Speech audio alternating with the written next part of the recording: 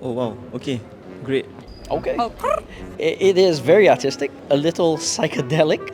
Oh, wow, it's very colorful. I see.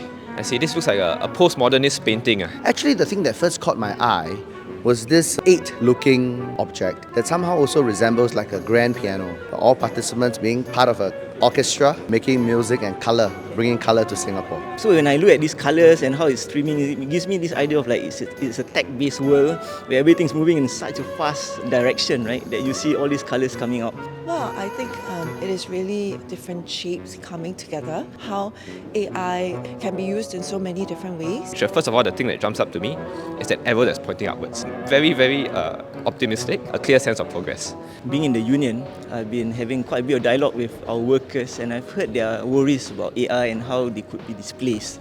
And I'm glad that this year's budget had a big weightage on this to allay their fears, of course. Our position as the Workers' Party is really to stand up for and advocate for Singaporeans who may be left behind in this AI rush.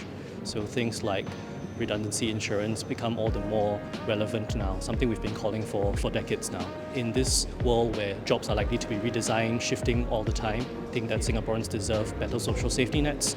If they get left behind in the AI rush, they have something to lean back on and reskill and retrain themselves. I think the way we approach AI will be very different from our young, who are exposed to AI from day one. So are we able to ensure that they still grasp good, solid foundations upon which AI is then a further tool to leverage their potential? I think that is a very critical part. You should not see AI as something that substitutes you or substitutes even your cognitive tasks.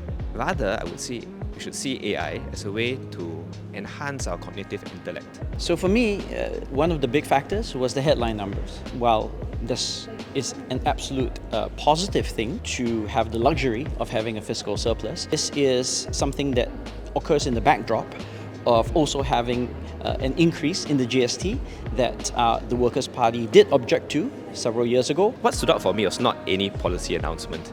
It was the overall fiscal position of the government. Usually the first year in the term of government, they run a surplus. What is surprising is the extent of that surplus and why there was a surplus. Because if we can have such elevated levels of corporate income tax collections, we can do a lot more for Singaporeans. We can redistribute more. You know, people looking for jobs as well as people who volunteer with us, they share with us that, with this advent of AI, they're not sure where they would be 5 to 10 years from now and whether or not they will be able to find a job. But I think that the government has listened to them and in this budget set out clear strategies about how we will equip them with skills and possibilities as well as opportunities so that they will be in good state when they enter the workforce.